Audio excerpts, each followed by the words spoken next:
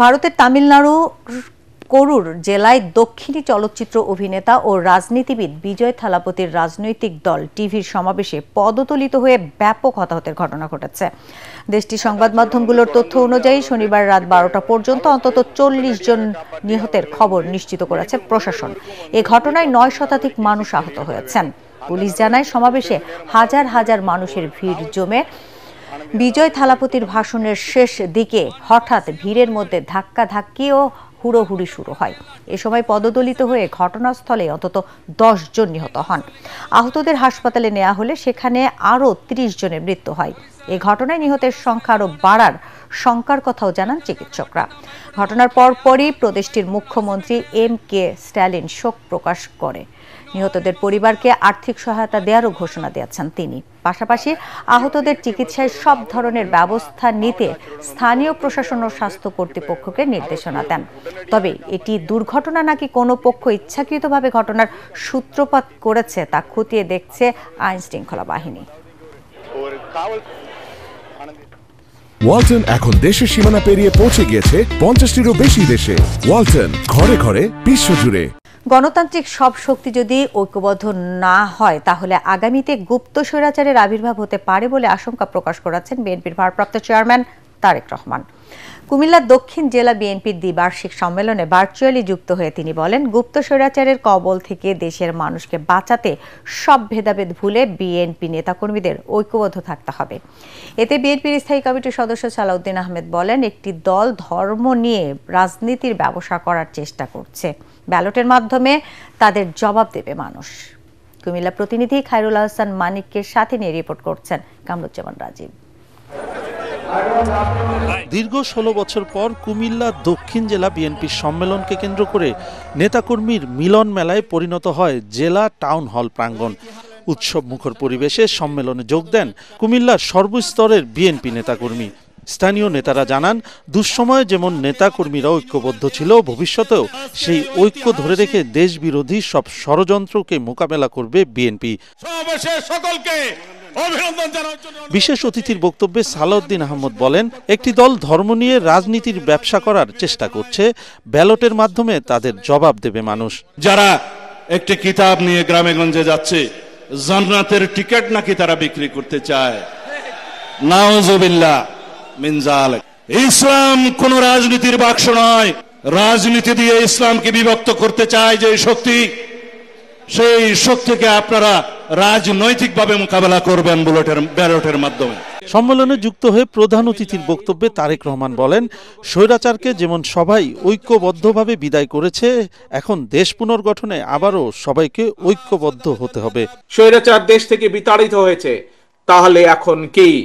দেশকে যদি পুনর্গঠন করতে হয়, দেশকে যদি জনগণের প্রত্যাশা অনুযায়ী গড়ে তুলতে হয়, তবে অবশ্যই আমাদের সকলকে ঐক্যবদ্ধ হতে হবে।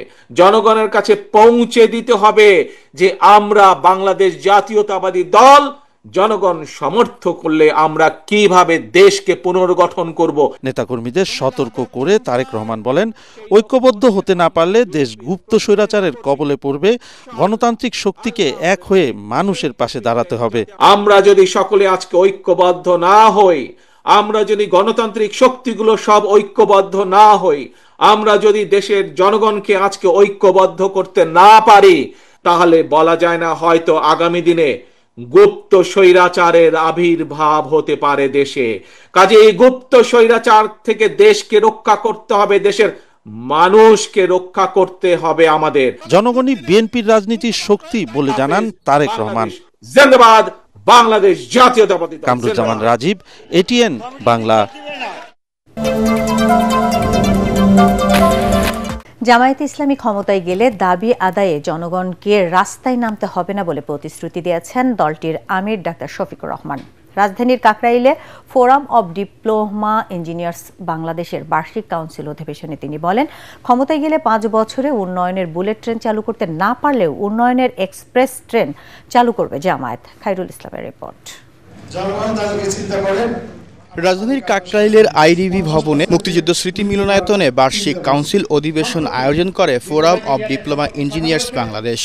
এতে অংশ নেয় সংগঠনটির নেতাকর্মী সহ জামায়াত ইসলামের শীর্ষ নেতারা। ডিপ্লোমা এবং বেস ইঞ্জিনিয়ারদেরকে একই টেবিলে বসাইছি। এ সময় জামায়াতের নেতারা বলেন, দেশের অবকাঠামোগত উন্নয়ন হলেই শান্তি আসবে না, এজন্য দরকার ইসলামী শাসন ব্যবস্থা চালু করা। বাস্তব জীবনে যদি আমরা সেই ইসলামের চরিত্রকে প্রকাশ করতে পারি, অবশ্যই আমাদের দিন খুব তাড়াতাড়ি বিজয় হবে ইনশাল্লাহ। এ সময় দলটির আমির বলেন, ক্ষমতায় গেলে 5 বছরের উন্নয়নের বুলেট ট্রেন চালু করতে না পারলেও এক্সপ্রেস ট্রেন বানাবে জামায়াত ইসলামী।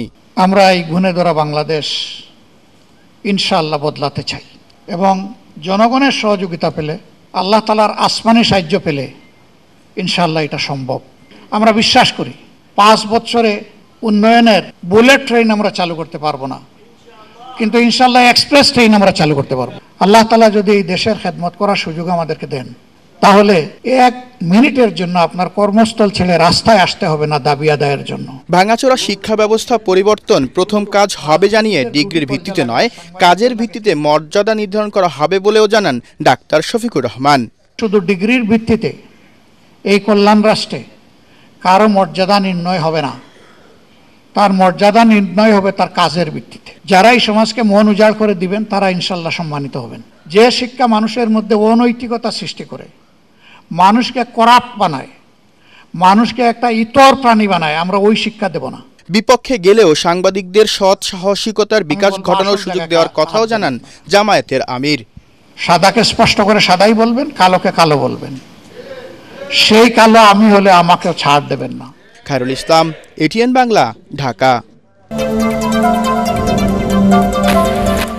আগামীতে ঐতিহাসিক একটি নির্বাচন উপহার দিতে নির্বাচন কমিশন নানা চ্যালেঞ্জ মোকাবেলা করে যাচ্ছে বলে জানিয়েছেন প্রধান নির্বাচন কমিশনার এম নাসির উদ্দিন। আগারগাঁওয়ের নির্বাচন কর্মকর্তাদের সম্মেলনে তিনি জানান, বর্তমান কমিশনের ওপর পূর্ণ আস্থা আছে অন্তর্বর্তী সরকার ও প্রধান উপদেষ্টার। জাতিকে সুষ্ঠু নির্বাচন উপহার দিতে আইন মেনে কর্মকর্তাদের নিরপেক্ষভাবে কাজ করার নির্দেশনা দেন সিএসসি। বিস্তারিত জানাচ্ছেন ইয়াসিন রানা। নির্বাচন ভবনে নির্বাচন কর্মকর্তা সম্মেলনের আয়োজন করে Bangladesh election commission officers association. এতে সারা দেশের নির্বাচন কর্মকর্তারা তাদের নির্বাচনী কাজের সমস্যা ও সম্ভাবনার কথা তুলে ধরেন। নির্বাচন কমিশনাররাও সুষ্ঠু নির্বাচন আয়োজনে দিক নির্দেশনা দেন সম্মেলনে। অনুষ্ঠানে অতীতের যে কোনো সময়ের চেয়ে আসন্ন নির্বাচনে চ্যালেঞ্জের কথা তুলে ধরেন ইসি সচিব আক্তার আহমেদ। আর্টিফিশিয়াল ইন্টেলিজেন্সের অপপ্রয়োগ, এটা একটা চ্যালেঞ্জ, আর আরেকটা চ্যালেঞ্জ হচ্ছে আমাদের আউট অফ কান্ট্রি ভোটিং। নির্বাচন কমিশনাররা বলেন, প্রশ্নবিদ্ধ নির্বাচনের কারণে জুলাই গণঅভ্যুত্থান হয়েছে। বর্তমান নির্বাচন কমিশন নিরপেক্ষভাবে কাজ করছে জানিয়ে তারা বলেন, যে কোনো মূল্যে সুষ্ঠু নির্বাচন করতে হবে। জুলাই অভ্যুত্থান দেখেছি, তার অন্যতম প্রধান কারণ হচ্ছে ভালো নির্বাচন না থাকা বা নির্বাচনের নামে প্রহসন। আর কখনো আমরা এ ধরনের নির্বাচন করব না, নির্বাচনের অংশ হব না। প্রধান নির্বাচন কমিশনার নাসির উদ্দিন নির্বাচন কর্মকর্তাদের উদ্দেশ্যে বলেন, কোনো বেআইনি নির্দেশনা দেবে না ইসি। বেআইনি কোনো ইনস্ট্রাকশন আমরা দেব না, আমরা কাউকে ফেভার করার জন্য ইনস্ট্রাকশন দেব না, আমরা কারোর পক্ষে কাজ করার জন্য ইনস্ট্রাকশন দেব না। এ সময় বিশেষ পরিস্থিতিতে নির্বাচন হচ্ছে বিধায় নানা চাপ থাকার কথাও উল্লেখ করেন CSE. We are facing so many challenges, both seen and unseen. অনেকগুলো চ্যালেঞ্জ আপনারা জানেন না, বাইরের থেকে বোঝার কোনো উপায় নেই, এগুলো আমরা সামাল দিচ্ছি। সম্মেলনে সুষ্ঠু নির্বাচন আয়োজনে কর্মকর্তাদের শপথ পড়ান প্রধান নির্বাচন কমিশনার। জাতীয় নির্বাচনে রিটার্নিং ও সহকারী রিটার্নিং অফিসার হিসেবে নির্বাচন কমিশনের কর্মকর্তাদের নিয়োগের দাবি জানায় election commission officers association. Yasin Rana, ATN Bangla, Dhaka.